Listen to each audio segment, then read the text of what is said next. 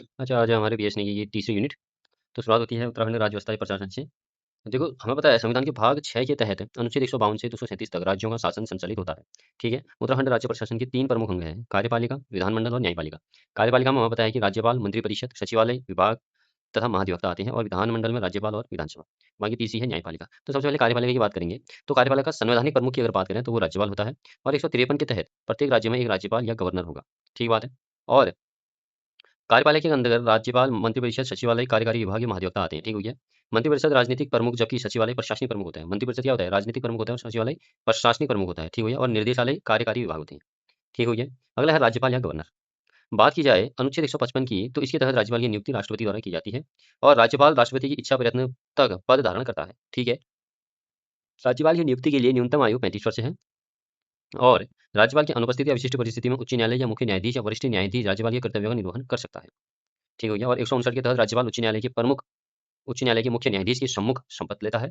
वर्तमान में राज्यपाल को 3.5 लाख रुपए का वेतन मिलता है। एक या एक से अधिक राज्यों में एक ही राज्यपाल हो सकता है। ठीक है? अगला देखिए कि अनुच्छेद 164 के तहत राज्य के मुख्यमंत्री की नियुक्ति करता है राज्यपाल। ठीक है? राज्यपाल राज्य के मुख्यमंत्री की नियुक्ति 164 के तहत करता है और मंत्रिपरिषद की सलाह पर राज्यपाल मंत्रिपरिषद की सलाह पर महाधिवक्ता, राज्य लोक सेवा आयोग के सदस्य और राज्य निर्वाचन आयुक्त के सदस्य की नियुक्ति करता है। ठीक है? अगला है उच्च न्यायालय के परामर्श पर। राज्यपाल उच्च न्यायालय के परामर्श पर अनुच्छेद 233 के तहत अधीनस्थ न्यायालयों के न्यायाधीश की नियुक्ति करता है। राज्यपाल राज्य विश्वविद्यालयों का कुलाधिपति होता है और अनुच्छेद 213 के तहत राज्यपाल को अध्यादेश जारी करने की शक्ति है। देखो, पहले राज्यपाल हमारे बरनाला थे, सुरजीत सिंह बरनाला, फिर सुदर्शन अग्रवाल, फिर बीएल जोशी, फिर मार्गे डलवा, फिर हमारे थे अजीज कुरैशी, फिर थे हमारे छठे कृष्णकांत पाल, फिर थे हमारे सातवें बेबी रानी मौर्य, फिर थे हमारी लेफ्टिनेंट गुरमीत सिंह। अब सबसे ज्यादा कार्यकाल जो हो गया किसका हो गया? गुरमीत सिंह का हो गया। ठीक है? पहले सुदर्शन शाह का था। ठीक है? अब गुरमीत सिंह का सबसे बड़ा कार्यकाल हो गया है। अगर देखो, प्रथम राज्यपाल जो थे सुरजीत सिंह बरनाला पंजाब के मुख्यमंत्री भी रह चुके थे। ठीक है? और उत्तराखंड के में सबसे कम समय तक राज्यपाल बीएल जोशी थे, बनवारी लाल जोशी। और उत्तराखंड की प्रथम महिला राज्यपाल मार्गे डलवा जो कि चौथे नंबर की थी और दूसरी महिला राज्यपाल बेबी रानी मौर्य थी। मंत्रिपरिषद की बात करें तो 164 के तहत राज्यपाल राज्य के मुख्यमंत्री की नियुक्ति करता है। ठीक बात है? और मंत्रिपरिषद सामूहिक रूप से राज्य विधानसभा के प्रति उत्तरदायी होता है। एक नंबर संविधान संशोधन 2003 के तहत मंत्रिपरिषद में मंत्रियों की संख्या कुल सदस्यों का 15% होती है, लेकिन मंत्रिपरिषद में मंत्रियों की संख्या 12 से कम नहीं हो सकती। ठीक है? अच्छा, सचिवालय हमें पता है कि उत्तराखंड सचिवालय का नाम पूर्व राष्ट्रपति एपीजे अब्दुल कलाम के नाम पर रखा गया है, जबकि मीडिया सेंटर का नाम बीडी पांडे के नाम पर रखा गया है। ठीक है? अच्छा, सचिवालय की संरचना में सबसे नीचे हो गया अनुसचिव। ठीक है? अनुसचिव से नीचे होते हैं आरओ, आरओ से नीचे होते हैं एआरओ, एआरओ से नीचे होते हैं data entry operator, data entry operator के बाद एआरओ बनते हैं, एआरओ के बाद आरओ बनते हैं, आरओ के बाद बनने वाले अनुसचिव। ठीक हो गया? अनुसचिव नहीं, अनुभाग अधिकारी। ठीक है? अगर हम सचिव की बात करें तो सचिव सबसे नीचे की अनुसचिव होता है। अनुसचिव के बाद होता है हमारा उपसचिव, उपसचिव के बाद होता है संयुक्त सचिव, अनुसचिव, उपसचिव, संयुक्त सचिव, फिर होता है अपर सचिव, फिर होता है सचिव, फिर होता है प्रमुख सचिव, फिर होता है अपर मुख्य सचिव, फिर होता है मुख्य सचिव। ठीक है? सबसे बड़ा मुख्य सचिव याद रखो आप, उसके नीचे अपर मुख्य सचिव, फिर प्रमुख सचिव, उसके नीचे सचिव, फिर अपर सचिव, फिर उसके नीचे होगा संयुक्त सचिव, फिर उप सचिव, उसके बाद अनुसचिव। ठीक है? राज्य प्रशासन में मंत्रिपरिषद सचिवालय के बाद तीसरा अवयव कार्यक्रम विभाग होता है। ठीक है? राज्य प्रशासन में मंत्रिपरिषद सचिवालय के बाद तीसरा अवयव कार्यकाल मतलब कार्यकारी विभाग होता है और जिसके कार्यकाल को निदेशालय कहते हैं, जो राज्य सचिवालय के अधीन होते हैं। ठीक है? राज्य सचिवालय का कार्य नीति निर्माण का होता है, जबकि निदेशालय नीति क्रियान्वयन से संबंधित होते हैं। ठीक है? निदेशालय में सबसे बड़ा निदेशक होता है, उसके बाद अपर निदेशक होता है, उसके बाद संयुक्त निदेशक होता है, उसके बाद उप निदेशक होता है। प्रशासन स्तर के विकास प्रशासन में सबसे ऊपर राज्य स्तर, उसके बाद जिला स्तर, सबसे नीचे ब्लॉक स्तर होता है। ठीक हो गया? अच्छा, राज्य गठन से पूर्व यह क्षेत्र 49 तहसीलों में विभक्त था, जिसमें 2004 में एक साथ 29 नई तहसीलों का गठन किया गया। ठीक है? अच्छा, हमारे मंडल जो हैं 2 मंडल हैं, 13 जनपद हैं, 59 परगने, सब डिवीजन 67 हैं, 110 तहसीलें हैं, उप तहसीलें 18 हैं, विकास खंड 95 है, नगर पंचायत 670 है और न्याय पंचायत 670 है। ठीक है? और अगर नगर निगम की बात करें तो वो 13 हैं, मतलब 11 हैं नगर निगम, छावनी है 9, विधानसभा सीटें हैं 70, राज्यसभा 3, लोकसभा सीटें 5। अभी तो 46 नगर पंचायत हैं और 43 नगर पालिका हैं, जिस अब बाद में देखते हैं कितनी होती है। ठीक हो गया? अब जो है यहाँ पर एक पॉइंट लिखा है, ठीक है, कि महाधिवक्ता। देखो, महाधिवक्ता अनुच्छेद 165 के तहत राज्यपाल राज्य के महाधिवक्ता की नियुक्ति करता है, जो राज्य सरकार का सर्वोच्च विधि अधिकारी होता है।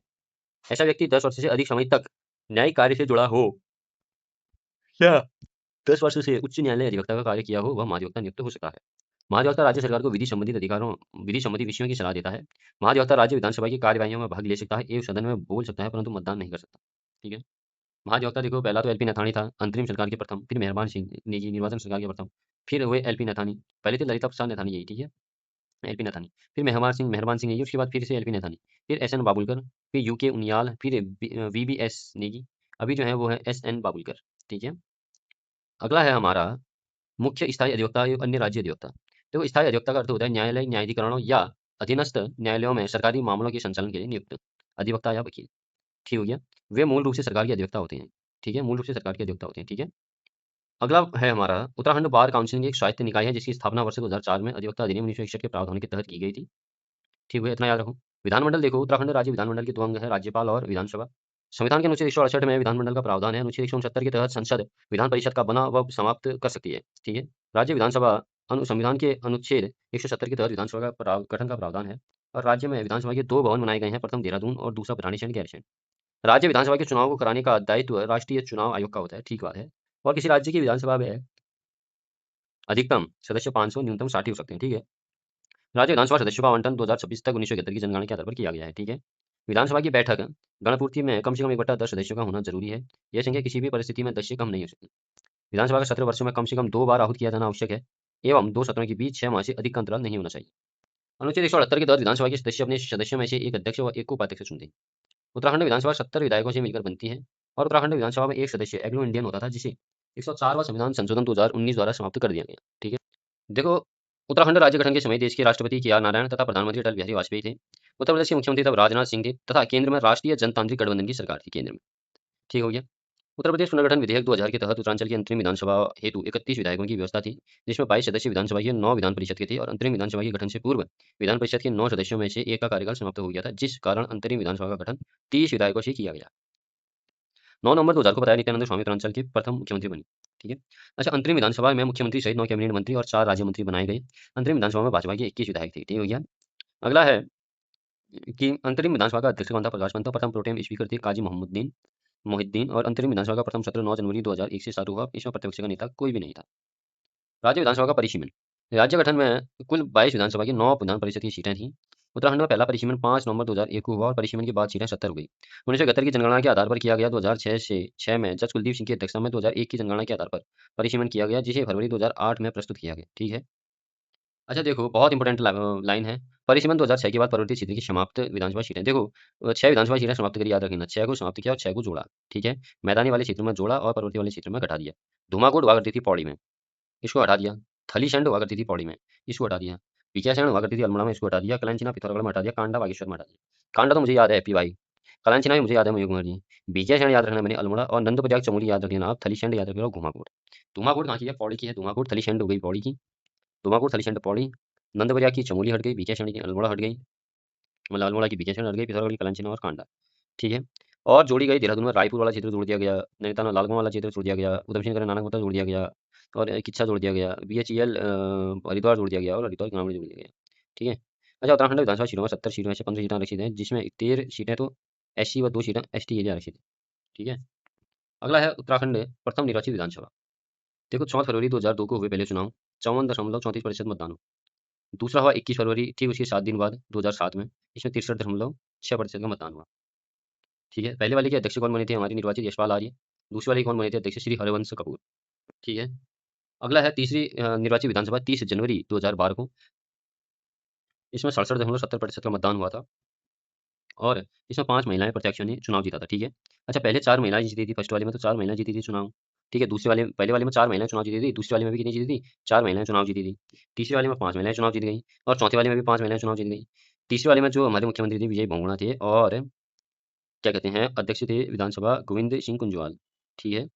और फिर विजय बहुगुणा ने इस्तीफा दे दिया और उसके बाद जो है 1 फरवरी 2014 को हरीश रावत 8वें मुख्यमंत्री बनाए गए। इसके समय 27 मार्च 2008 में, मतलब 2016 में, 27 मार्च 2016 में 11 मई 2016 तक राज्य में 46 दिनों तक राष्ट्रपति शासन रहा। 27 मार्च 2016 से 11 मई 2016 तक राष्ट्रपति शासन रहा। ठीक है। और 2012 में दूसरी बी गार्डनर को उत्तराखंड विधानसभा में एग्लो इंडियन सदस्य के रूप में मनोनीत किया गया। ठीक है। दूसरी बार आरवी गार्डनर को, मतलब पहली बार भी आरवी गार्डनर थे, दूसरी बार भी आरवी गार्डनर थे 2012 में। ठीक है। देखो, चौथी बार में एंग्लो इंडियन कौन था हमारा? Ivan Gregory. कौन था एंग्लो इंडियन? इवान ग्रेगोरी था एंग्लो इंडियन। ठीक है। ऐसे ही जैसे पहला एंग्लो इंडियन था हमारा, ठीक है, रसेल वैलेंटाइन गार्डनर तो पहला था हमारा। ठीक है। हमारा दूसरा जो था, ठीक है, राज्य की प्रथम महिला एंग्लो इंडियन मनोनीत हुई थी ये हमारी। ठीक है। कौन था उसका नाम? ये थी हमारी कैरान मायूर। पहले तो हमारा रसेल गार्डनर था, फिर उसके बाद कौन था हमारा? हमारी उसके बाद पहली महिला एंग्लो इंडियन थी हमारी, कैरान मायूर। फिर तीसरी वाली में उसके बाद फिर गार्डनर बन गया, ठीक हो गया। और चौथी वाली में बना फिर जॉर्ज इवान ग्रेगोरी, ठीक है। इसी के समय त्रिवेंद्र सिंह रावत ने शपथ ली, ठीक हो गया। मतलब तीरथ सिंह रावत ने शपथ ली 115 दिन के लिए, ठीक हो गया, 115 दिन के लिए। फिर 4 जुलाई 2021 को 11वें मुख्यमंत्री के रूप में खटीमा विधायक पुष्कर सिंह धामी ने शपथ ली, ठीक है। उत्तराखंड के 5वीं विधानसभा उत्तराखंड में 5वीं विधानसभा का चुनाव 4 फरवरी 2022 को हुआ और इसमें कुल मतदान 65.37% रहा था, ठीक है। इसमें 8 महिलाएं प्रत्यक्ष चुनाव जीती थी स्टार्टिंग में, ठीक है। और इसमें 5वीं विधानसभा के सदस्यों को शपथ दिलाने के लिए प्रोटेम स्पीकर के रूप में वंशीधर भगत जी को चुना गया था। और 5वीं विधानसभा में विधानसभा अध्यक्ष रितु खंडूरी को बनाया गया, ये राज्य की प्रथम महिला विधानसभा अध्यक्ष बनी, ठीक है। 2022 विधानसभा पूर्ववर्ती जिलों में 34 सीटों में से 33 सीटों पर महिलाओं का मतदान प्रतिशत पुरुषों की अपेक्षा अधिक रहा, केवल पुरवाला सीट पर पुरुष वोट अधिक पड़े थे। अच्छा, उत्तराखंड में 70 विधानसभा क्षेत्र हैं। हरिद्वार 11, देहरादून 10, शमशीनगर 9, पौड़ी 6, टिहरी गढ़वाल 6, नैनीताल 6, अल्मोड़ा 6, पिथौरागढ़ 4 और उत्तरकाशी 3, चमोली 3, बागेश्वर 2, रुद्रप्रयाग 2, चंपावत 2। ये उत्तराखंड में मुख्यमंत्री ने बताया नित्यानंद स्वामी हो गए हमारे। और प्रथम निर्वाचित हमारे नारायण दत्त तिवारी, सबसे लंबे कार्यकाल श्री नारायण दत्त तिवारी हो गए, लंबी, ठीक है। उत्तराखंड विधानसभा अध्यक्ष राज्य विधानसभा के सदस्य अपने सदस्यों में से एक अध्यक्ष तथा एक उपाध्यक्ष का निर्वाचन करता है, जिन्हें क्रमशः स्पीकर या डिप्टी स्पीकर कहते हैं। हमें बताया प्रथम विधानसभा अध्यक्ष प्रकाश पंत जी थे, प्रथम निर्वाचित विधानसभा अध्यक्ष यशपाल आर्य और प्रथम महिला विधानसभा अध्यक्ष रीतू खंडूरी जी। उत्तराखंड विधानसभा के उपाध्यक्ष प्रथम विधानसभा उपाध्यक्ष विजया बर्धवाल 2008-2009 और द्वितीय विधानसभा उपाध्यक्ष अनुसुया प्रसाद बहुगुणा और अनुसुया प्रसाद मैखुरी द्वितीय विधानसभा उपाध्यक्ष, तीसरे विधानसभा उपाध्यक्ष रघुनाथ सिंह चौहान, ठीक है। उत्तराखंड में नेता प्रतिपक्ष देखो, पहले जो थे उत्तराखंड विधानसभा में विपक्ष के नेता सबसे पहले 2002 से 2003 के समय पे भगत सिंह कोश्यारी, और अभी जो है हमारी यशपाल आर्य हैं, ठीक है। अब है हमारा प्रथम महिला विधानसभा विपक्ष के नेता श्रीमती इंदिरा हृदयेश, ठीक है। उत्तराखंड राज्यसभा सदस्य, उत्तराखंड राज्यसभा की 3 सीटें हैं, ठीक हो गया। और उत्तराखंड गठन से पूर्व श्रीमती सुषमा स्वराज उत्तर प्रदेश विधानसभा से राज्यसभा सदस्य मनोनीत हुई थी, लेकिन राज्य गठन के बाद सुषमा स्वराज को उत्तराखंड में से राज्यसभा सदस्य माना गया, जिन और उनके साथ मनोहर कांत ध्यानी एवं संजय प्रिया गौतम को उत्तराखंड का राज्यसभा कोटा दिया गया, ठीक है। उत्तराखंड की प्रथम महिला राज्यसभा सदस्य मनोरमा शर्मा डोगरियाल 2014 में चुनी गई, यह प्रदेश की पहली महिला मेयर भी रह चुकी है, ठीक है। 2022 में कल्पना शनि राज्यसभा के लिए निर्वाचित हुई, जो राज्यसभा के लिए निर्वाचित होने वाली दूसरी महिला है, ठीक हो गया, ठीक है। अगला है हमारा, देखो उत्तराखंड में वर्तमान राज्यसभा के सदस्य जो है नरेश बंसल जी बीजेपी के, कल्पना सैनी बीजेपी, महेंद्र भट्ट बीजेपी। उत्तराखंड क्षेत्र में लोकसभा के आम चुनाव, राज्यसभा में सदस्यों की 5 सीटें हैं, पौड़ी, टिहरी, हरिद्वार, अल्मोड़ा, नैनीताल, ठीक है। और 2004 के चुनाव तक हरिद्वार लोकसभा अनुसूचित जाति के लिए आरक्षित सीट थी, किंतु 2006 के परिसीमन के बाद अल्मोड़ा लोकसभा सीट अनुसूचित जाति के लिए आरक्षित की गई। प्रत्येक लोकसभा के अंतर्गत 14 विधानसभा सीटें आती हैं, ठीक है। अच्छा, अगला है कि पौड़ी पौड़ी लोकसभा सीट से प्रथम लोकसभा 1952 से 57 के लिए कांग्रेस पार्टी के भक्तदर्शन को सांसद चुना गया था, ठीक है। अच्छा, ये पॉइंट याद रखो। क्षेत्रफल की दृष्टि से सबसे बड़ी लोकसभा सीट पौड़ी गढ़वाल, क्षेत्रफल की दृष्टि से सबसे छोटी लोकसभा सीट हरिद्वार, मतदाताओं की दृष्टि से सबसे बड़ी लोकसभा सीट हमारी हरिद्वार और सबसे छोटी लोकसभा सीट मतदाताओं की सबसे पौड़ी गढ़वाल, अनुसूचित जाति के लिए आरक्षित लोकसभा सीट अल्मोड़ा, ठीक है। और 18वीं लोकसभा के जो सांसद हैं अभी, पौड़ी गढ़वाल से अनिल बलूनी जी, टिहरी से माला राजलक्ष्मी शाह, हरिद्वार से त्रिवेंद्र सिंह रावत, नैनीताल से अजय भट्ट और अल्मोड़ा से अजय टमटा, ठीक हो गया। और केंद्र की विभिन्न सरकारों में राज्य से कैबिनेट मंत्री एक बार रहते हैं हमारे गोविंद वल्लभ पंत जी, गृह मंत्रालय। महावीर त्यागी जी रहते हमारे राजस्व लोक व्यय। हेमंत नंदन बहुगुणा रहते संचार, पेट्रोलियम मंत्रालय और वित्त। और नारायण दत्त तिवारी रहते विदेश व्यापार, वाणिज्य और उद्योग। केसी पंत जी रहते ऊर्जा मंत्री और उपाध्यक्ष भी रहते योजना आयोग के। पवन चंद्र खंडूरी सड़क परिवहन और राजमार्ग मंत्रालय में रहते। रमेश पोखरियाल निशंक शिक्षा मंत्रालय। देखो, उत्तराखंड उच्च न्यायालय अनुच्छेद 204 के तहत प्रत्येक राज्य में एक उच्च न्यायालय होगा। अनुच्छेद 216 के तहत प्रत्येक उच्च न्यायालय में एक मुख्य न्यायाधीश होगा और अन्य न्यायाधीशों को राष्ट्रपति आवश्यकता अनुसार नियुक्त करेगा। अनुच्छेद 217 के तहत उच्च न्यायालय के मुख्य न्यायाधीश की नियुक्ति राष्ट्रपति राज्य के राज्यपाल व उच्चतम न्यायालय के मुख्य न्यायाधीश के परामर्श पर करेगा, ठीक है। उच्च न्यायालय के न्यायाधीशों का वेतन राज्य की संचित निधि पर भारित होते हैं, पेंशन भत्ता भारतीय संचित निधि में भारित होते हैं, ठीक है। और उच्च न्यायालय के न्यायाधीश बनने के लिए कम से कम 10 वर्षों तक न्यायिक क्षेत्र से जुड़ा होना चाहिए और 62 वर्ष तक पद धारण करते हैं, ठीक है। मौलिक अधिकारों का संरक्षण उच्च न्यायालय की प्रारंभिक अधिकारिता के अधीन आता है। अनुच्छेद 226 के तहत उच्च न्यायालय लीड जारी कर सकता है, ठीक है। 9 नवंबर 2000 को देश के 20 उच्च न्यायालय का गठन नैनीताल में हुआ। उत्तराखंड उच्च न्यायालय के सर्जन के समय न्यायाधीशों की संख्या 7 थी और 2003 में न्यायाधीशों की संख्या बढ़ाकर 9 कर दी गई। नैनीताल का उच्च न्यायालय भवन वर्तमान में उत्तराखंड उच्च न्यायालय में 9 स्थायी न्यायाधीश व 2 अतिरिक्त न्यायाधीश का प्रावधान है। 27 जुलाई 1817 में नैनीताल स्थित हाईकोर्ट भवन की नींव पड़ी, जो 1900 में बनकर पूर्ण हुआ तैयार हुआ। इस भवन का निर्माण गौतिक शैली में कराया गया। नैनीताल जिले में स्थित उच्च न्यायालय भवन का निर्माण सर संटोनी मैकडोनाल्ड ने किया था, जबकि डिजाइन का श्रेय स्टीवंस व FOW आर्टन को जाता है। राजभवन को प्राचीन में गवर्नर हाउस कहा जाता था। नैनीताल राजभवन गौतिक शैली का है। इस राजभवन में 113 कमरे हैं। राजभवन के आसपास शानदार गोल्फ कोर्स 1936 में बना, जिसकी शुरुआत गवर्नर मेलकम हेनरी ने की। राजभवन नैनीताल का आर्किटेक्ट आर्किटेक्ट लंदन के बकिंघम पैलेस के दर्ज पर है। राजभवन में रहने वाला प्रथम ब्रिटिश गवर्नर एंटोनी मैकडॉनल्ड थे, जबकि प्रथम भारतीय गवर्नर सरोजिनी नायडू थी। न्यायाधीश उत्तराखंड उच्च न्यायालय के मुख्य न्यायाधीश। उत्तराखंड उच्च न्यायालय के प्रथम मुख्य न्यायाधीश अशोक अभ्यंकर देसाई थे, जो 9 नवंबर 2000 से मार्च 2003 तक इस पद पर रहे। अशोक अभ्यंकर देसाई उच्च न्यायालय के पहले कार्यवाहक मुख्य न्यायाधीश भी रह चुके हैं। ठीक है। उत्तराखंड के मुख्य न्यायाधीश हैं, उनका कार्यकाल। पहले थे अशोक अभ्यंकर देसाई, दूसरे थे न्यायमूर्ति सरोज ओमी कपाड़िया। ठीक है। देखो सरोज ओमी कपाड़िया जो थे हमारे 2010-12 तक सर्वोच्च न्यायालय के 38वें मुख्य न्यायाधीश भी बने थे, जो स्वतंत्र भारत में जन्मे उच्चतम न्यायालय के प्रथम मुख्य न्यायाधीश भी थे। ठीक हो गया। अभी तो 15 में है, कुछ मनोज मुकुंद है। ठीक है। अधीनस्थ न्यायालय प्रत्येक जिले में 3 तरह के न्यायालय होते हैं। ठीक है। दीवानी या सिविल न्यायालय, फौजदारी या आपराधिक न्यायालय और भू राजस्व न्यायालय। ठीक है। जिले का न्यायाधीश अब दीवानी मामले की सुनवाई करता है तो जिला न्यायाधीश कहते हैं उसे। ठीक हो गया। देखो अगला है, राज्य में मुकदमा को शीघ्र निपटाने के लिए 45 फास्ट ट्रैक कोर्ट त्वरित न्यायालयों का गठन अप्रैल 2001 में किया गया। ठीक है। 1 नवंबर 2011 को राज्य विधानसभा में लोकायुक्त विधेयक पारित हुआ। उत्तराखंड का प्रथम वाणिज्यिक कोर्ट देहरादून, उत्तराखंड का द्वितीय वाणिज्यिक कोर्ट हल्द्वानी नैनीताल। ठीक है। देखो मोबाइल कोर्ट अगस्त 2011 में उत्तराखंड में मोबाइल कोर्ट शुरू करने वाला देश का पहला राज्य बन गया, और इससे पहले तेलंगाना ने इसे पायलट आधार पर शुरू किया था, लेकिन उत्तराखंड ने इसे पिथौरागढ़, चंपावत, चमोली, टिहरी और उत्तरकाशी 5 जिलों में लागू किया। ठीक हो गया। देखो उत्तराखंड राज्य विधिक प्राधिकरण, इसका गठन राज्य विधिक सेवा प्राधिकरण अधिनियम 1987 की धारा 6 के तहत 20 मार्च 2002 को किया गया था। ठीक है। पंचायती राज उत्तर प्रदेश में संयुक्त प्रांत पंचायती राज अधिनियम 1947 में बनाया गया। उत्तर प्रदेश जिला परिषद अधिनियम 1958 में, जबकि क्षेत्रीय पंचायत तथा जिला परिषद अधिनियम 1961 में बनाया गया। भारत में पंचायती राज का सर्वप्रथम प्रयास लॉर्ड मेयो ने किया था, जबकि भारत में स्थानीय स्वशासन का जनक लॉर्ड रिपन को 1882 माना जाता है। ठीक है। भारत में पंचायती राज का प्रारंभ 1959 ईस्वी में राजस्थान के नागौर जिले से हुआ। संविधान के भाग 9 के अनुच्छेद 243 ए से अनुच्छेद 243 ओ में पंचायती राज व्यवस्था की गई। ठीक है। 73वां संविधान संशोधन 1992 ईस्वी के तहत पंचायती राज को संवैधानिक दर्जा दिया गया, जो संविधान की 11वीं अनुसूची से संबंधित है। 24 अप्रैल 1933 को मतलब 1993 को पंचायती राज अधिनियम भारत में लागू किया गया, और 24 अप्रैल पंचायती राज दिवस के रूप में मनाया जाता है। पंचायती राज व्यवस्था राज्य सूची का विषय है। इसके तहत 29 विषयों को रखा गया। 243 डी के तहत पंचायतों में आरक्षण का प्रावधान है। ई के तहत पंचायतों की अवधि का प्रावधान है। 243 एफ में पंचायती सदस्यों की अयोग्यता से संबंधित है। 243 जी के तहत पंचायतों का कार्य शक्तियों से संबंधित है। ठीक है। पंचायत का कार्य शक्तियों से संबंधित है। आई जो है हमारा राज्य वित्त आयोग का प्रावधान करता है। 243 के तहत राज्य निर्वाचन आयोग का गठन। पंचायती राज व्यवस्था में चुनाव कराने का दायित्व राज्य निर्वाचन आयोग का होता है। ठीक हो गया। देखो मार्च 2008 में पारित पंचायती अधिनियम में संशोधन करके महिलाओं के लिए पंचायतों में आरक्षण 33% से बढ़ाकर 50% कर दिया गया। पंचायती अधिनियम संशोधन के तहत मुख्यमंत्री गोविंद चंद्र खंडूरी थे। राज्य में पंचायतों की त्रिस्तरीय व्यवस्था लागू है। राज्य में पंचायती राज के 29 विषयों में से 14 विषय 2002-3 में लागू किए गए। पंचायती राज का संबंध सत्ता के विकेंद्रीकरण से है। पंचायतों के चुनाव लड़ने हेतु प्रत्याशी की न्यूनतम आयु 21 वर्ष है। पंचायत के कार्यकाल समाप्त होने के बाद 6 माह में निर्वाचन होना आवश्यक है। उत्तरांचल पंचायती राज विधेयक 2019। ठीक है। मतलब उत्तराखंड 17 मार्च 2016 को उत्तराखंड ने पंचायती राज विधेयक पास किया, जो 4 अप्रैल 2016 को राज्य में लागू किया गया। जुलाई 2019 में पंचायती राज विधेयक में संशोधन किया गया। पंचायती विधेयक संशोधन के तहत अधिकतम 2 बच्चों वाले सदस्य ही पंचायत चुनाव लड़ पाएंगे। ठीक है। देखो अगला है ग्राम पंचायत। पंचायती राज व्यवस्था के निचले स्तर पर ग्राम पंचायत होती है। ठीक है। और ग्राम पंचायत के अध्यक्ष को ग्राम प्रधान कहा जाता है। ठीक है। ग्राम पंचायत के गठन हेतु पर्वतीय क्षेत्रों में से कम 500 व मैदानी क्षेत्रों में 1000 की जनसंख्या होनी चाहिए। पर्वतीय क्षेत्रों में ग्राम सभा के गठन हेतु अधिकतम जनसंख्या 2000 होगी। ठीक है। और ग्राम पंचायतें स्थानीय मिल या हॉट में शुल्क वसूल सकती हैं। ठीक है। ग्राम पंचायत यदि क्षेत्र में सिंचाई व पेयजल की सुविधा करती है तो उस पर भी शुल्क लगा सकती है। ठीक है। अच्छा उत्तराखंड ब्लॉक याद रखो बस। पौड़ी गढ़वाल में 15 ब्लॉक, अल्मोड़ा में 11, टिहरी में 9, चमोली में 9, नैनीताल में 8, पिथौरागढ़ में 8, गमशेनगढ़ में 7, उत्तरकाशी में 6 ब्लॉक, देहरादून में 6 ब्लॉक, हरिद्वार में 6 ब्लॉक, चंपावत में 4 ब्लॉक, बागेश्वर में 3, रुद्रप्रयाग में 3 ब्लॉक। ठीक है। अब है नगर निकाय प्रणाली याद रखो बस। भारत में 8 प्रकार के शहरी शासन है। ठीक है। नगर पालिका, नगर निगम, अनुसूचित क्षेत्र समिति, नगरीय क्षेत्रीय समिति, छावनी बोर्ड, नगरीय क्षेत्र और पतन न्यास मतलब बंदरगाह और विशेष उद्देश्य हेतु गठित एजेंसियां। ठीक है। 8 प्रकार की शहरी शासन है। ठीक हो गया। राज्य में नगर पालिका को 3 स्तरों में रखा गया है: नगर निगम, नगर पालिका और नगर पंचायत है। भारतीय संविधान के भाग 9 क में अनुच्छेद 243 तौ से अनुच्छेद 243 य तक नगर निकाय के बारे में संबंध है।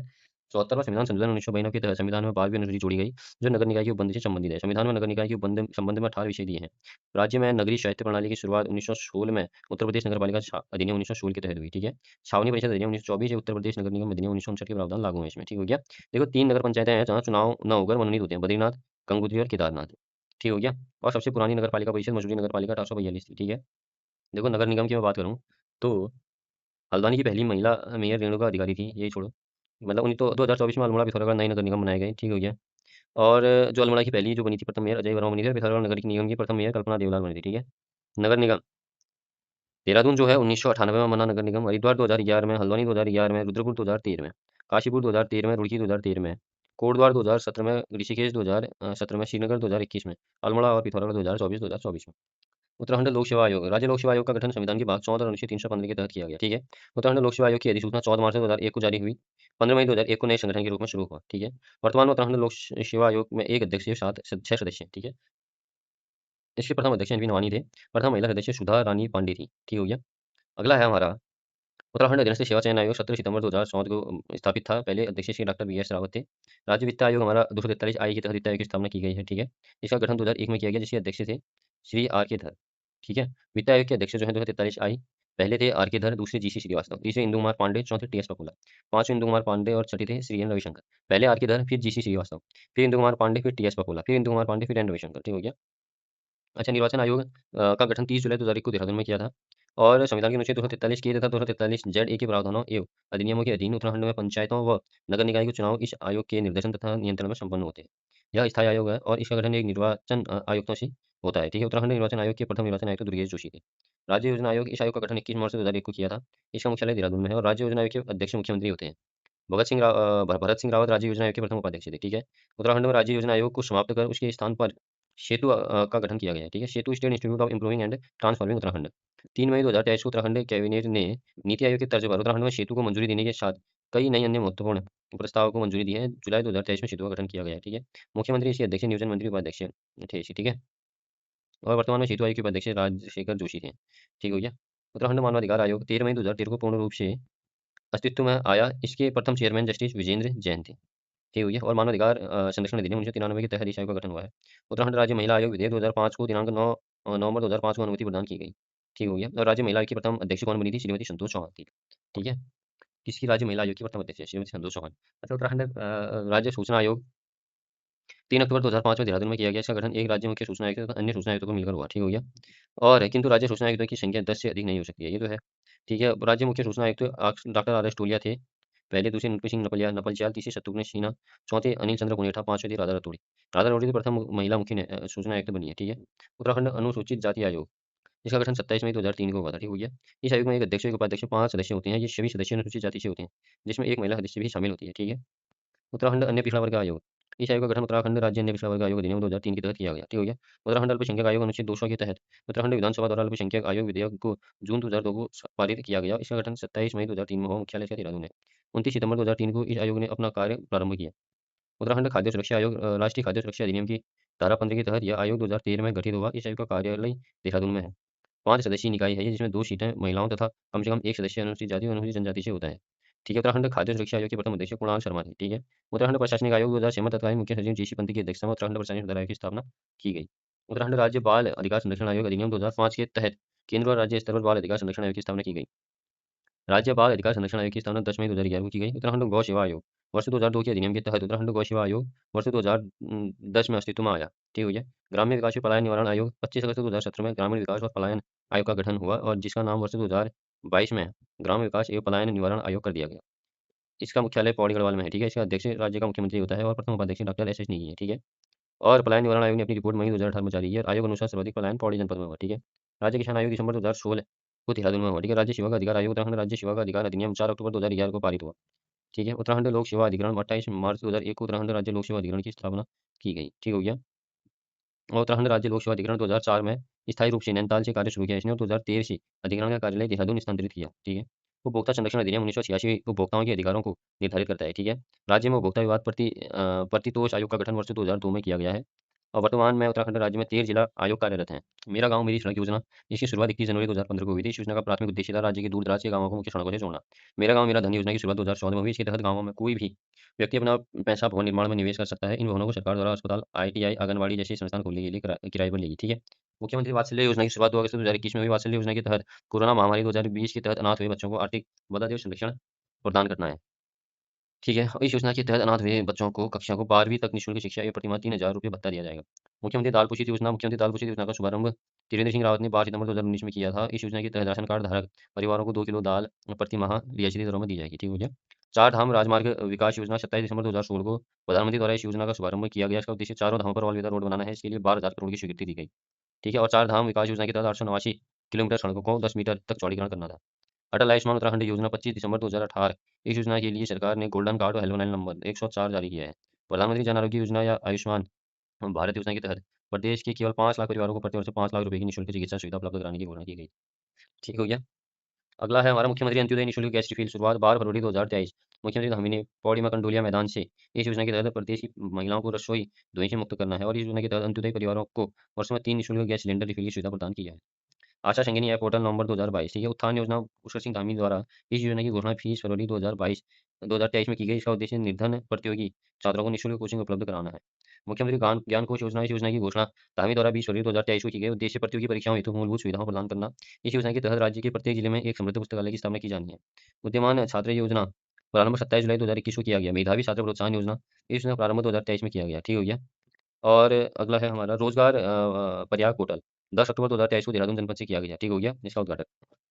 उत्तराखंड कौशल विकास मिशन, फरवरी 2023 में उत्तराखंड कौशल विकास मिशन की शुरुआत हुई, ठीक है। अटल खाद्यान्न योजना 11 फरवरी 2011 से राज्य में अटल खाद्यान्न योजना शुरू की गई। सुरेश उत्तराखंड जिला योजना 2018 में, ठीक है। इसका उद्देश्य क्या था? इस योजना के तहत भारत के उन जिलों में तेजी से परिवर्तन लाना है जो सामाजिक आर्थिक संकेतों के मामले में पीछे रह गए हैं, ठीक है। आपातकालीन सेवा योजना 15 मई 2008 से शुरू, दीनदयाल उपाध्याय के नाम पर खंडूरी जी ने 17 अप्रैल 2022 को, मतलब 2012 को 108 आपातकालीन सेवा की सहायता के लिए डोली आश्रम की शुरुआत की।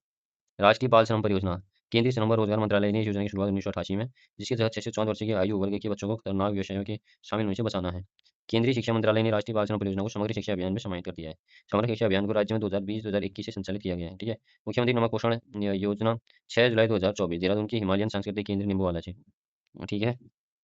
One nation one ration card हमारा 2020 से राज्य में राशन कार्ड पोर्टेबिलिटी को लागू लागू किया गया, जिसके माध्यम से राज्यों के राशन कार्ड धारकों को बायोमेट्रिक पहचान के माध्यम से खाद्यान्न प्राप्त हो सकेगा तथा राज्य के राशन कार्ड धारकों को अन्य राज्य में खाद्यान्न प्राप्त हो जाएगा, ठीक है।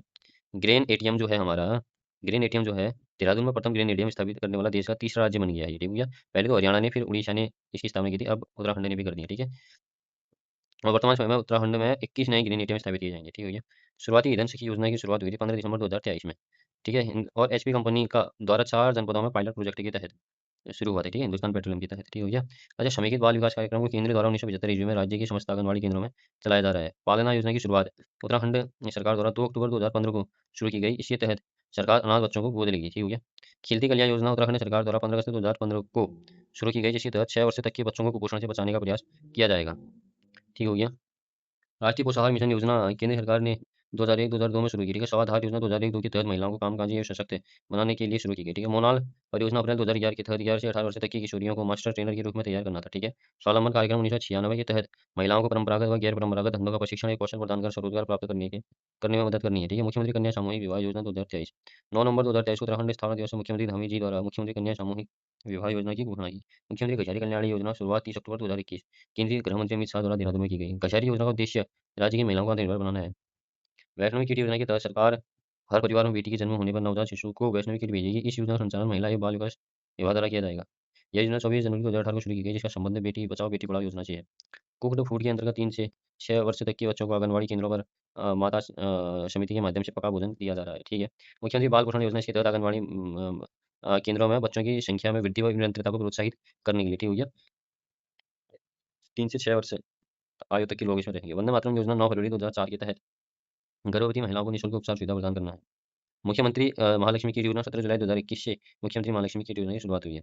महिला सारथी योजना, इस योजना की शुरुआत अंतर्राष्ट्रीय महिला दिवस के अवसर पर 8 मार्च 2024 को की गई। इस योजना के तहत महिलाओं को वाहन चलाने के लिए प्रशिक्षण दिया जाएगा। नंदा गौरा योजना, महिला सशक्तिकरण एवं बाल विकास विभाग एवं समाज कल्याण में कन्याओं हेतु संचालित विभिन्न योजनाओं को एकीकृत कर नंदा गौरा योजना का कार्यान्वयन जून 2017 में किया गया, लेकिन विधिवत रूप से शुरुआत जनवरी 2018 में की गई।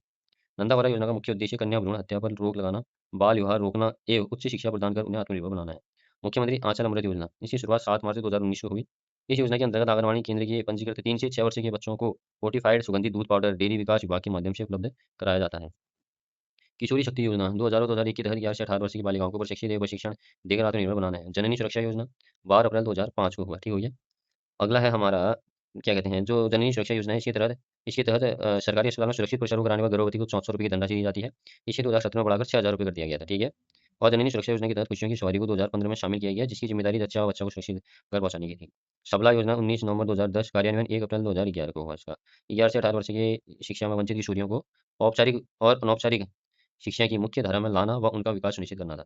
सबला योजना सर्वप्रथम 4 जिलों हरिद्वार, चमोली, उत्तरकाशी व नैनीताल में शुरू की गई। मुख्यमंत्री सशक्त महीना उत्सव योजना 24 अगस्त 2023, इसका उद्देश्य इसके तहत राज्य के महिला समूह द्वारा निर्मित उत्पादों हेतु व्यापक बाजार उपलब्ध कराना था।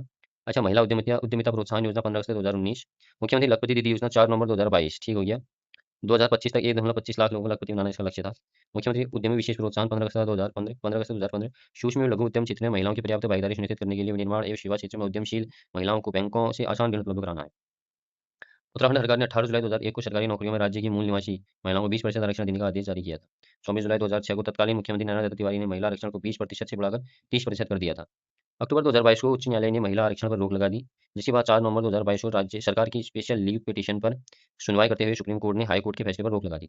29 नवंबर 2022 को सरकार ने विधानसभा में विधेयक पेश किया, जिसे 30 नवंबर 2022 में सर्वसम्मति से पारित कर राजभवन भेजा गया। 10 जनवरी 2023 को विधेयक पर राज्यपाल मंजूरी के बाद महिला आरक्षण कानून बन गया। ठीक है। वैश्यवृत्ति निवारण अधिनियम 1956 ईस्वी में पारित किया गया। प्रसूति प्रसूतिदा अधिनियम 1961 के तहत गर्भवती महिलाओं को सवैतनिक अवकाश देने के लिए दिए जाने का प्रावधान है। दहेज निषेध अधिनियम 1961 में पारित हुआ। समान पारिश्रमिक अधिनियम 1976 के तहत महिला एवं पुरुषों को समान कार्य के लिए समान वेतन।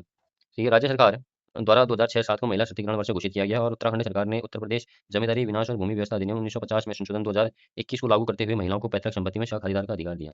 तीलू रौतेली पेंशन योजना 1 अप्रैल 2014 के तहत कृषि कार्य में लगे 20 से 40% दिव्यांग हेतु महिलाओं और पुरुषों को यह पेंशन सुविधा दी जाएगी। इस पेंशन की राशि 500 रुपये प्रतिमाह है।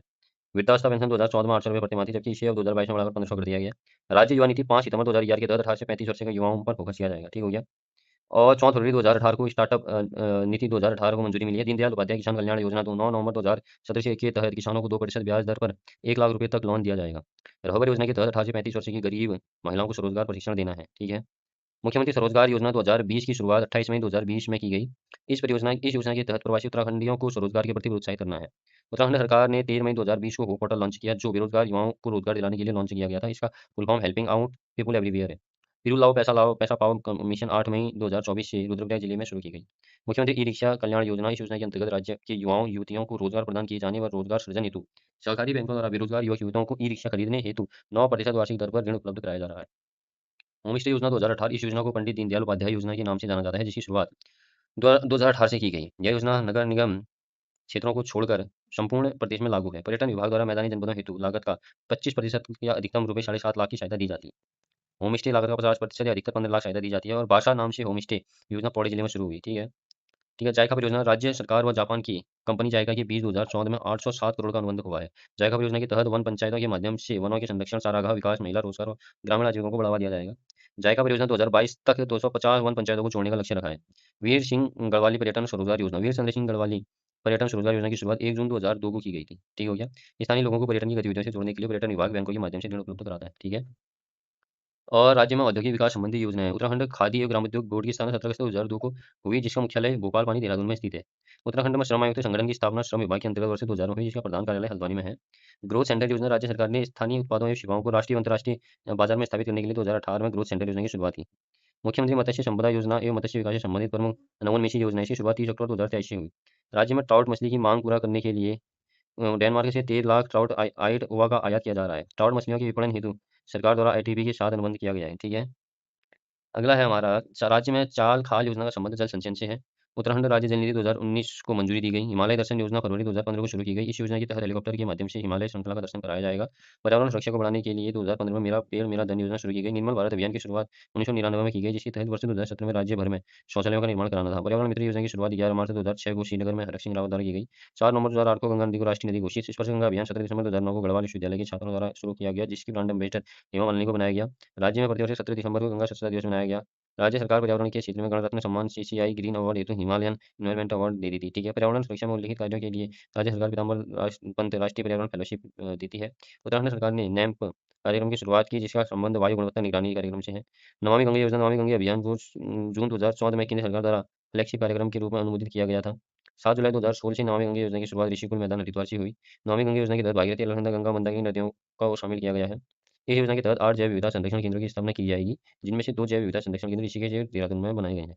नमामि गंगे योजना के प्रथम चरण के तहत गंगा तट पर बसे गांवों को गंगा ग्राम योजना के तहत विकसित किया जाएगा। अच्छा, देहरादून के झांझरा और विज्ञान धाम में साइंस सिटी का विकास किया गया है। उत्तराखंड अंतरिक्ष उपयोग केंद्र की स्थापना 21 सितंबर 2005 को स्वायत्त शासी संस्था के रूप में देहरादून में की। और उत्तराखंड विज्ञान एवं प्रौद्योगिकी परिषद की स्थापना 21 फरवरी 2005 में की गई है। ठीक है। सोलर सिटी का विकास देहरादून में किया जा रहा है। और नैनीताल के पटवाना नगर में जैव प्रौद्योगिकी अनुसंधान संस्थान की स्थापना की जा रही है। और उत्तराखंड पर्यटन विकास बोर्ड द्वारा खगोल विज्ञान के क्षेत्र में रुचि उत्तराखंड के प्रति आकर्षण बनाने हेतु नक्षत्र सभा मसूरी पहल शुरू की गई है। ठीक है।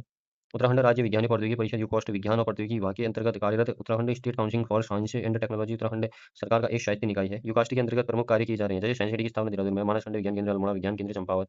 ठीक हो गया। अच्छा, lab on wheels mobile science lab परियोजना, इस परियोजना के तहत प्रथम चरण में राज्य के 4 जनपदों चंपावत, अल्मोड़ा, देहरादून, पौड़ी में इस लैब का संचालन किया जा रहा है। इसकी शुरुआत 2024 में की गई। ठीक हो गया। राज्य में मिड डे मील बांटने का काम नक्षत्र पात्र फाउंडेशन द्वारा किया जाता है। पावर ब्रेकिंग योजना विद्युत क्षेत्र से संबंधित है। अभिनव जवाहर योजना चारा विकास से संबंधित है। और स्वैप कार्यक्रम का संबंध ग्रामीण पेयजल से है। अटल आदर्श ग्राम योजना की शुरुआत 9 नवंबर 2009 में की गई, जो राज्य गठन की 9वीं वर्षगांठ पर शुरू की गई। और इंदिरा अम्मा कैंटीन योजना की शुरुआत 15 अगस्त 2015 में की गई। पहली रोटी बैंक योजना मई 2017 को रुद्रपुर में शुरू की गई। मेरे बुजुर्ग मेरे तीर्थ योजना 2014 का नाम 2017 से पंडित दीनदयाल मातृपितु तीर्थ योजना किया गया। देहरादून में राष्ट्रपति आशियाना एनेक्सी का उद्घाटन 10 जुलाई 2017 को किया गया। गंगा गाय महिला डेयरी योजना हरीश रावत ने शुरू की। और उत्तराखंड में हमारा स्कूल हमारा वृक्ष योजना को 2015-16 में शुरू किया गया था। ठीक हो गया। और कुटीर ज्योति योजना गरीबी रेखा से नीचे जीवन यापन करने वाले परिवारों को निःशुल्क विद्युत सुविधा प्रदान करना है। FL2 नीति शराब नीति से संबंधित है। वाइब्रेंट विलेज प्रोग्राम सीमावर्ती गांवों के निवासियों का जीवन स्तर को बेहतर बनाने के लिए यह योजना केंद्रीय वित्त पोषित योजना है, जिसे केंद्र सरकार द्वारा वित्तीय वर्ष 2022-23 के बजट में घोषणा की गई। ठीक है। सेंटर ऑफ एक्सीलेंस योजना उत्तराखंड सरकार द्वारा आर्टिफिशियल इंटेलिजेंस AI मिशन को सफल बनाने हेतु इस योजना की शुरुआत की गई। ठीक है। अच्छा, यूसीसी में बताया भाग 4 के अनुच्छेद 44 में समान नागरिक संहिता शब्द का स्पष्ट रूप से उल्लेख है। 44 में कहा गया कि राज्य भारत के पूरे क्षेत्र में नागरिकों के लिए एक समान नागरिक संहिता सुनिश्चित करने का प्रयास करेगा। ठीक हो गया। नागरिक संहिता लागू करने वाला पहला तो राज्य हमारा गोवा था वैसे, और यूसीसी लागू करने वाला स्वतंत्रता के बाद उत्तराखंड। 5 सदस्यीय यूसीसी ड्राफ्ट कमेटी के अध्यक्ष रंजना प्रकाश देसाई को बनाया गया। यूसीसी कमेटी का गठन 27 मई 2022 में हुआ। कमेटी ने रिपोर्ट सौंपी 2 फरवरी 2024 को। यूसीसी विधेयक पेश हुआ 6 फरवरी 2024 को। विधेयक पारित हुआ 7 फरवरी 2024 को। मंजूरी मिली मार्च 2024 में। और एसटी को इससे अलग कर रखा है, ठीक है, बाहर रखा है। यूसीसी लागू होगा 27 जनवरी 2025 को। और यूसीसी में लड़की की शादी ये तो 21 वर्ष से लड़कियों की 18 वर्ष से कर दी है। ठीक है। ऐसा 2002 में बाहरी लोगों को 500 वर्ग मीटर से अधिक जमीन खरीद पर रोक लगाने का प्रावधान किया गया था। 2007 में खंडूरी सरकार ने बाहरी लोगों को जमीन खरीद की सीमा 250 वर्ग मीटर कम कर दी थी। ठीक हो गया। बस भैया इतना याद रखो। और ये याद रखो, बस जुलाई 2021 में मुख्यमंत्री पुष्कर सिंह धामी ने भू कानून को लेकर सुभाष कुमार के नेतृत्व में उच्च स्तरीय कमेटी का गठन किया है। सौर ऊर्जा नीति 2023 के तहत दिसंबर 2027 तक 2500 मेगावाट बिजली उत्पादन का लक्ष्य रखा है। स्टार्टअप नीति 2023 के तहत 5 सालों में 1000 स्टार्टअप बनेंगे। टीबी मुक्त उत्तराखंड 2024 ड्रग फ्री नशा मुक्ति उत्तराखंड 2025 आत्मनिर्भर उत्तराखंड 2025 सतत विकास लक्ष्य 2030। सीएम हेल्पलाइन नंबर 1905 की शुरुआत त्रिवेंद्र रावत ने फरवरी 2019 में की। अपनी सरकार नागरिक सेवाएं आपके द्वार योजना राज्य सरकार द्वारा अपने नागरिकों को एक फोन कॉल पर अपनी सरकार पोर्टल की नागरिक सेवाएं घर पर उपलब्ध कराने हेतु 8 जुलाई 2023 में शुरू की गई। ई गवर्नेंस सुविधा स्वान state wide area network Bharat सरकार ने इस योजना की शुरुआत 2005 में की गई, जिसके तहत राज्य के सभी तहसीलों को जोड़ा गया है। सरकारी कामकाजों में शीघ्रता लाने व सरकारी कार्यक्रम को जनता तक पहुंचाने के लिए सूचना प्रौद्योगिकी का प्रयोग ही ई गवर्नेंस कहलाता है। राज्य सरकार ने 2001 को ई गवर्नेंस वर्ष घोषित किया है। राज्य में भू अभिलेखों के लिए देवभूमि नामक सॉफ्टवेयर तैयार किया गया है। सरकारी विभागों की सूचनाएं प्रदान प्राप्त करने के लिए उत्तरा नामक पोर्टल बनाया गया। ई गवर्नेंस के तहत ई डिस्ट्रिक्ट योजना 2009 में पौड़ी से शुरू की गई, जिसके तहत सूचना प्रौद्योगिकी के माध्यम से सरकारी सेवा जन जन तक पहुंचाना है। 2021 में उत्तराखंड सरकार ने अपनी सरकार पोर्टल लॉन्च किया है, जिसमें ई डिस्ट्रिक्ट की सारी सुविधा उपलब्ध कराई गई है। ठीक है। जनाधारी सेवा के तहत राज्य की तहसीलों में निवास ऐसे चरित्र ये सब बनाने सुगमता से प्रदान करना था इसका मतलब उद्देश्य। बनाने का पूरा नाम पंडित दीनदयाल उपाध्याय जनाधारी सेवा है। ई गेट पास सुविधा आम नागरिकों को राजकीय कार्यालय या परिसर में अपार्टमेंट लेने की प्रक्रिया को सहज और सरल बनाती है, जैसे विधानसभा, मुख्यमंत्री कार्यालय या सचिवालय में अपार्टमेंट सुविधा। कॉमन सर्विस सेंटर के माध्यम से नागरिकों को ई डिस्ट्रिक्ट एवं राज्य तथा केंद्र की अन्य सेवाएं प्रदान की जा रही हैं। IT पार्क देहरादून में उत्तराखंड राज्य डेटा सेंटर स्थापित किया गया, जिसमें e district e gate pass system, CM dashboard, e office आदि सेवाएं संचालित की जा रही हैं। PM गति शक्ति उत्तराखंड कार्यक्रम उत्तराखंड सरकार के विभागों की ऐसे प्रस्तावों और परियोजनाओं लंबित है जिन पर अनुवर्ती कार्यवाही की आवश्यकता है। ठीक है। तो तीसरी यूनिट यहाँ होती है समाप्त।